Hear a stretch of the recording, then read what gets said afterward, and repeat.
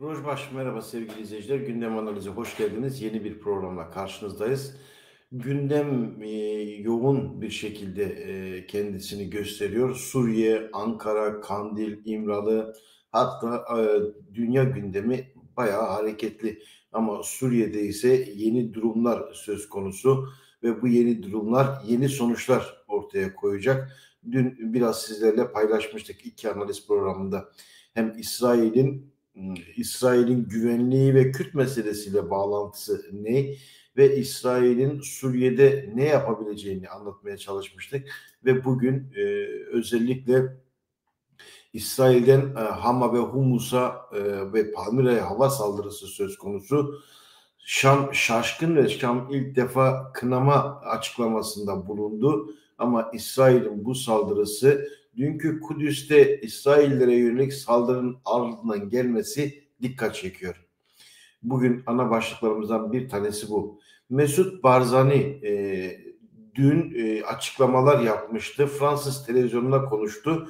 Önce Rojava'yı savunma konusunda her türlü desteği sunabileceğini belirtmişti. Fransız kanalına değerlendirmelerde bulundu ve Kürt Halk Önderi Abdullah Öcalan ile görüşmeyi umuyorum demişti. Umarım İmralı dışında bir görüşme yapabilirim dedi. Mecliste komisyon toplantısı var. Sivil toplum örgütü temsilcilerini dinleyecek ama İmralı'da bir kilitlenme söz konusu tekrar bir gerginlik var. Ankara oyun peşinde, Kandil kaygılı. Bunu da sizlerle paylaşmıştık. İzmir'de polise yönelik saldırı vardı. 2 polis ölmüştü. Bu konuyla ilgili Türk medyasında AKP muhalif basın bu saldırıyı manşetlere çıkarmış ama AKP medyasına çok yer verilmemiş. Bunun nedenini de sorgulamaya çalışalım. İsrail'in yaptığı saldırı sonrası bölgede gerilim var. Ayrıca İran'dan gelen açıklamalar da bu yeni durumun düzeltilmesini istiyor. Hamaney yani ne savaş ne barış durumunun ne ateşkes durumunun düzeltilmesini istiyor. Bu da yeni bir gerilimin başlangıcı diyebiliriz. Yani İsrail Gazze'ye yönelik topyekun bir saldırı konsepti başlatmışken İsrail Kudüs'teki yapılan saldırı ve ardından Suriye'ye yapılan hava saldırısı beraberinde bölgedeki atmosferi daha da ısındırdı diyelim. Ve gündemde neler var? Gündem başlıklarına bakalım. Gündemde özellikle Rojava'da ve Suriye'de neler oldu, neler oluyor? Hızlı bir şekilde bakalım Rojava gündemine. Rojava gündemindeki en önemli başlıklardan bir tanesi özellikle Suriye'ye yapılan hava saldırısı. İsrail saldırılarının hedefinde Türk yapımı uçak savar sistemi var. İsrail Savunma Kuvvetleri Humus ve Laskiye'de bulunan Türk ve Rus ordusunun ekipmanlarının bulduğu noktalara gece boyunca hava saldırıları düzenledi. Fransız gazeteci DAEŞ'li kadınların kaçması için çalıştı. Fransız kadınları araştıran Edith Boyer Suriye'de ve Irak'ta çok sayıda kadını kaçırmak amacıyla kaçakçılara para aktardıkları gerekçesiyle Paris'te yargılandı. New York Times'ta ilginç bir yorum, analiz var. New York Times gazetesinde yayınlanan kapsamlı raporda HTŞ lideri Jolan'ın iktidar gücünü kardeşleri de dahil olmak üzere yakın çevresinden oluşan küçük bir grubun elinde topladığı belirtiliyor. Bu da dikkat çekici çünkü Suriye'de Şam rejiminin içine girdiği bir kriz var. Suudi Arabistan'ın çok sayıda ekonomik yatırım, Katar'ın ekonomik yatırım yaptığı bir döneme denk geliyor. Şam hükümeti İsrail'i kınamış. Humus ve Laskiye'ye hava saldırısı gerçekleştiren İsrail'i yazılı bir açıklamayla kınamış. Çünkü gece boyunca bir askeri kışlayı, Palmyra'da askeri bir noktayı hedef aldı. İsrail hava saldırısı sonucu Humus'un güneyinde bulunan HTŞ hava savunma üssünde bir patlama meydana geldi. Ve işte Mesut Barzani'nin açıklaması vardı. Mesut Barzani dün de bir açıklamada bulunmuştu. Fransız 24 kanalına konuştu. Ve yapılan konuşmada decision by the PKK Görüşme halinde görüşebileceğini ama İmralı'da görüşebileceğini belirtiyor. Bu da yine oldukça dikkat çekici bir açıklama. Mesut Barzani'nin açıklamasında Rojava'ya destek vermişti. Önceki gün Rojava'yı savunuruz, Kamışlo'yu savunuruz, peşmerge güçlerini göndeririz şeklinde açık bir ifadede bulunmuştu. Tabii haklı olarak bazı izleyicilerimiz eğer Güney Kürdistan'a ya da Kuzey Kürdistan'a saldırı olursa ne yapacak diye sormuşlardı. Ama Mesut Barzani'nin son iki açıklaması bir netlik taşıyor. İmralı dışında Öcalan'la görüşebilmeyi umuyorum açıklaması var ve Rojava'ya saldırı olursa biz peşmergelerimizde Rojava'yı savunuruz açıklaması. Bu süreçte gelmesi dikkat çekiyor çünkü oldukça karmaşık, iç içe gelişmelerin olduğu bir sürecin içerisinde Kürdistan'ın hem Rojava parçası hem Başur hem de Rojilat ve Kuzey Kürdistan parçaları çok farklı gelişmelerin iç içe yaşandığı bir dönemi ifade ediyor. Barzani'nin bu açıklamalarının Kürtler için olumlu bir atmosfer oluşturduğunu söyleyebiliriz. Bu açıklamalar tabii ki Kürt Ulusal Birliği'nin gelişmesi için de önemli ama bir detay var ki bu detayı dün size haber olarak paylaşmıştık. ENKS, Rojava'daki ENKS ki KDP ve Türkiye yakınlığıyla bilinen bir örgüt ama PYD ile Demokratik Suriye güçleriyle bir diyalog gelişti. Şam'a ortak bir heyetle gidilecekti. Ama şu sıralarda ENKS Şam ile tekil ilişkiler, ayrı ilişkiler kurmak için hatta bir komisyonu gönderdiğini belirtiyor. Afrin'deki tutumu çok sorunluydu. Rojava'daki tutumu problemliydi. Muhalif gibi görünen ama Ankara ve Hevler hattında mesaisini sürdüren bir politik düzlemdeydi. Son dönemde özellikle Esad yıkıldıktan sonra Kürtler arasında Rojava'da bir birlik oluşturuldu. O birlikle beraber bir Kürt heyetinin Rojava ve Şam ilişkilerinin nasıl olabileceği konusunda tartışma yürütülüyordu. Ama ENKS'nin kendi başına hareket ettiği bir süreci de yaşadığını belirtmekte fayda var. Bu da dikkatlerden kaçmamalı. Ve bunun dışında Kürt Halk Önderi Abdullah Öcalan ile görüşebilirim açıklaması bu süreçte sürecin devamı konusunda olumlu bir söylem olarak tanımlanabilir. Süreçte bir kilitlenme, bir tıkanma söz konusu. Kürt tarafının kaygıları var, haklı kaygıları var ve Ankara'da oyun içerisinde oyun planlıyor. Yani süreci yine kendi iktidarı için bir enstrüman, bir araç haline getirdiği gerçeğiyle karşı karşıyayız. Dolayısıyla bu meseleyi bütünlüklü değerlendirdiğimizde ortaya çıkan sonuç şu. Komisyonlar toplanıyor, görüşmeler yapılıyor ama görüşmelerin hangi minvalde ve eksende yapıldığı konusunda çok net bir sonuç ortaya çıkmaması. Bu nedenle de Kürt tarafının kaygılarının fazla olduğunu söyleyebiliriz. Bunu açık bir şekilde ifade etmeye başladıkları bir dönemde tamam komisyon toplanıyor, sivil toplum örgütü temsilcileriyle görüşecek ama ne olacak? Bu komisyon İmralı'ya gidecek mi? Baş müzakereci olarak tanımlanan Öcalan'la görüşecek mi? Kandil'de görüşecek mi? Yeni bir iddiada Avrupa'daki örgütte çağrıda bulunacağı belirtiliyor. Peki bu çağrının temeli ne olacak? Yani tamam silahlar yakıldı, PKK kendini feshetti, silahlı mücadeleyi durdurdu. Ama bu demokratik siyaset zemini ne olacak? Bunlar her gün sorulan sorular. Bunun karşılığında ne oluyor?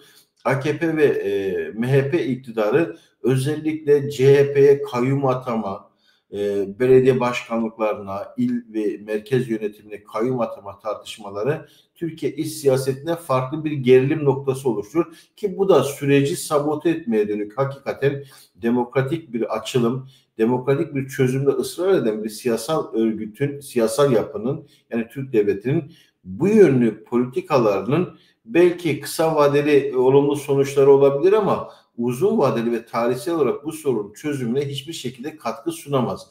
Oysa demokratik açılım, demokratik siyasetin zemininin oluşturulması konusunda daha da daha da bütünlüklü bir siyasetin izlenmesi gerekiyor ki bu durumda çok fazla kendisini göstermiyor. Bu nedenle Mesut Barzani'nin Rojava'ya destek veren açıklamaları, Kürt Halk Önderi Abdullah Öcalan'la görüşmeye çalışırım söylemleri muhtemelen Türk devletini kızdıracak bu açıklamalar. Çünkü Türk devleti Kürtlerin kendi içerisindeki birlik politikalarından rahatsız ve Kürtlerin tasfiyesi, siyasal örgütlerinin, silahlı yapılarının, savunma kuvvetlerinin tasfiyesi üzerine bir konsept geliştirmiş. Ve şu anda Suriye'de izlenen yöntem de bu. Rojava'yı baskılama, statüsüz bırakma, Kürt sorunu kuzeyde çözerim deyip çözmeme, Güney Kürdistan'da işgalci pozisyonda olma, Doğu Kürdistan'ı provoke etme gibi bir yaklaşım söz konusu.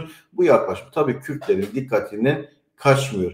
Yine ısrarla vurgulayan çok önemli bir ayrıntıyı herkes gözden kaçırıyor. Tartışmalarda, yorumlarda, analizlerde gözden kaçırıyor. Dün bir analizi paylaşmıştık. Fuat Ali Rıza'nın Yeni Özgür Politika gazetesindeki analizinde. Orada kilit bir cümle vardı.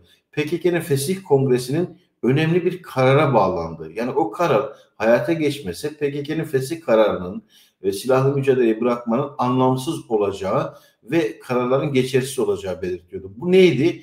Kürt Halk Önderi Abdullah Öcalan eğer ki pratikte bu süreci yönetecek duruma gelmezse fiili olarak, resmi olarak bu süreci yönetecek düzeye gelmese PKK'nın feshinin ve silahları bırakma kararının anlamsız olacağı belirtiyor ki bu kendi başına sürecin bütün karakterini neye göre şekilleneceğini çok açık bir şekilde ifade etmeye yetiyor.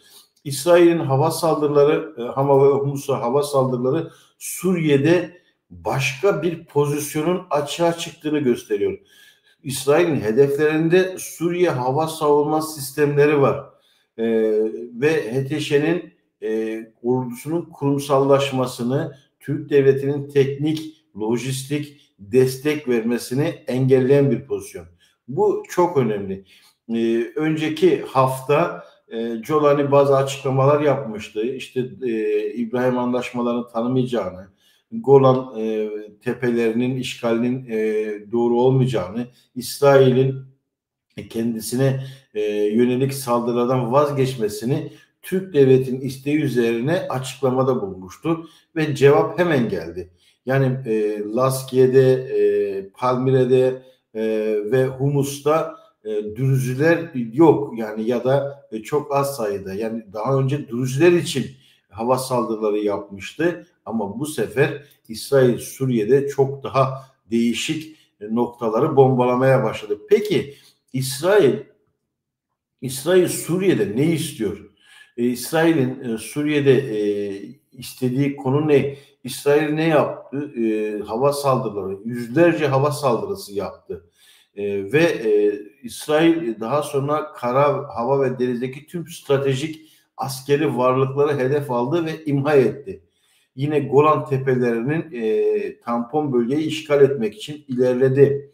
Suriye topraklarında ki bu Al-Najar'la da yer alan bir analiz ve Suriye topraklarında Golan'ın kuzeyinden güneyine doğru tampon bölgeye paralel uzanan 7 kilometre derinliğinde bir şeridi ele geçirdi.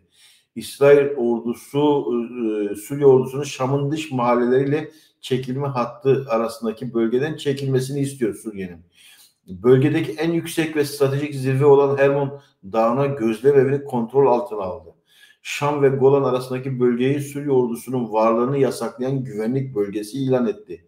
Güneydeki 3 ilde fiilen Suriye topraklarının büyük bölümünde hava hakimiyeti kurdu.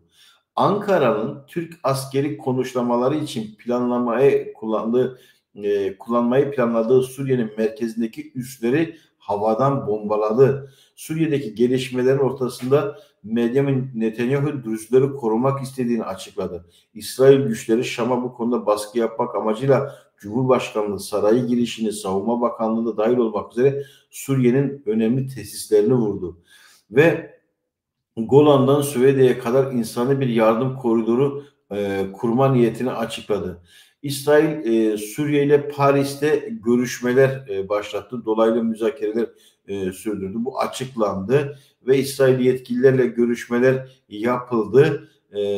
Bu konuda Trump arabulucu oldu, Suudi Arabistan arabulucu oldu ama mevcut anlamda geri çekilme anlaşmasının yeniden onaylanması ve benzer bir anlaşmanın imzalaması için müzakereler yürütülüyor. Tam da bu noktada İsrail yeniden Şam'ı hedef aldı.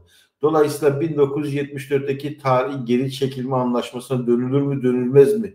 Bu ayrı bir tartışma ama Suriyeli ve İsrail yetkililer arasında fazla temas kuruldukça Güney Suriye'de dinamikleri test edildikçe İsrail'in gerçek hedefleri ve Netanyahu'nun söylediği İsrail'in askeri ve istihbarat liderliği örtüşüp örtüşülemediği, yani İsrail'in kendi güvenliğini savunmak için yaptığı operasyonlar devam ediyor. İsrail bunları niye yaptı? Laskiye'de Rus üsleri var. Türklerin üs kurmaya çalıştığı bölgeler bombalanıyor. Türklerin teknik ekipman sağladığı alanlar vuruluyor. Bu aslında Türkiye'nin Suriye'de Kürtlere yönelik askeri bir operasyon hazırlığı içerisinde olduğu, bunu dillendirdiği ve sahada provokasyonların arttığı bir sürece denk gelmişti.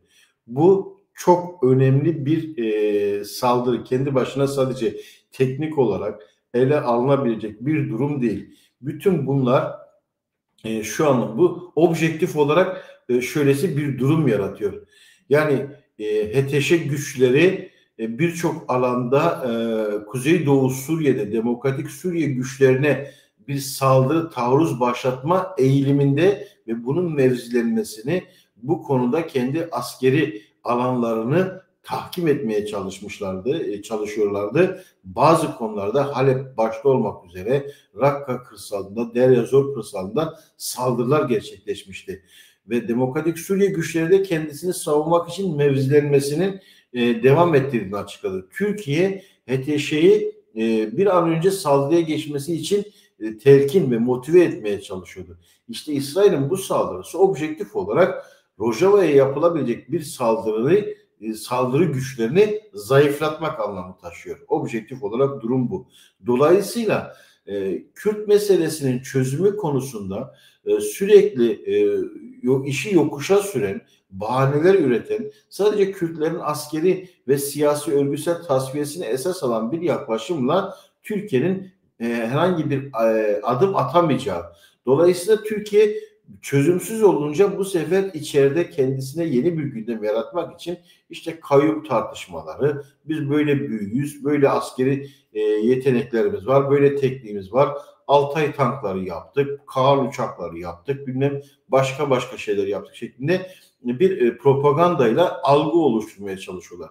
Bunun yanı sıra Kürtlerin askeri tasfiyesi için, askeri yapıların tasfiyesi için de İmralı'da kendine göre bir politika izliyorlar. İmralı heyeti ayda bir gitmeye başladı. Umut hakkı tanınmıyor. Öcalan'ın kiminle ne görüşüp görüşmeyeceğine devlet karar veriyor. Dolayısıyla durum böyle olunca da Kürt tarafı pratik sahada hızlı bir şekilde yeni taktiklerle, yeni ittifak politikalarıyla, yeni durumlara adapte olma konusunda hızlı hareket etme durumunda kalıyor ve dolayısıyla süreç kilitlenmiş duruma geliyor. Suriye'de kaos giderek derinleşme potansiyeli taşıyor ve bu mesele daha da karmaşık bir hale gelecek. Yani işte Suriye'nin İsrail medyasına baktığımız zaman tamamen sadece Gazze değil, İran meselesi, Suriye meselesi, Yemen meselesi, birçok alanda İsrail medyasında haberler, analizler var ve agresif bir durum söz konusu. Çünkü İsrail'in saldırıları konusunda meşruiyetini artırabilecek eylem ve davranışlar var. Örneğin işte son saldırıda, Kudüs'teki saldırıda 6 kişi yaşamını yitirdi, 21 kişi yaralı. Bu durum İsrail'deki durumu daha da savaş endeksli bir pozisyona getiriyor ve bu konuda İsrail'in kendisini savunması konusunda kimse bir şey diyemiyor. Hal böyle olunca Türkiye'nin işte İsrail'le iş tutanlar, işte süreci provoke etmek için, süreci kendi istediği yöne çevirmek için argümanlar oluşturmak, algılar oluşturmak ve özel savaş politikalarıyla sistemde Kürtleri statüsüz bırakmak çabaları da sonuç vermeyecektir. Bu programda ağırlıklı olarak bu konuları sizlerle paylaştık. Komisyon toplanıyor, CHP'ye kamuoyu atanıyor. İşte Türk devleti Suriye'de hala oyunlar peşinde. Hiç gereken adımları ikinci aşamaya geçildi, atılmıyor. Erdoğan'la Bahçeli arasında süreci dengeleme, sürecin tıkanıklığının önünü açma konusunda Bahçeli'nin önceki dönemde bir hayli girişimi söz konusuydu. Ama şu anda Tayyip Erdoğan'ın söylemleriyle beraber onun duasına amin diyen pozisyona geçmiş durumda. Böyle olunca da Kürtler haklı olarak birçok noktada tedbir almak durumunda kalıyor ve bu tedbirlerde sürecin değişik bir noktaya evrilmesini engelliyor. Türk devleti bundan farklı olacak mı? Bundan değişik bir noktaya gelecek mi? Bunu zaman gösterecek ama mesele hakikaten giderek çok değişik bir hal almaya başladı. Önümüzdeki günler, haftalar oldukça kritik ve bu sürecin hangi noktaya evrileceğini gösterecek. Bu arada mesajlarınız için, destekleriniz için çok teşekkür ederim. Çok teşekkür ederim. Takip ederseniz bazı yayınlarımız sınırlandırılıp engelleniyor. Bu konularla ilgili elimizden ne gelirse bu desteği sunarsanız iyi olur. Çok tekrar çok teşekkür ediyorum. Barzani konusunda Roni Ahmet'in sorusu çeteden saldırı soru ama faşist TC'den saldırı olursa ne yapacak? Bu konuda yani programın başında da söylemiştim. Açıklamanın kendisi oldukça önemli. Rojava'ya desteğini yinelemesi, tutumunu açıklaması, Öcalan'la görüşme talebini ortaya koyması önemliydi. Bundan sonraki süreçte daha da etkili gelişmeler olacak diyoruz. İzlediğiniz için çok teşekkür ederim. Tekrar buluşuncaya dek hoşça kalın diyorum.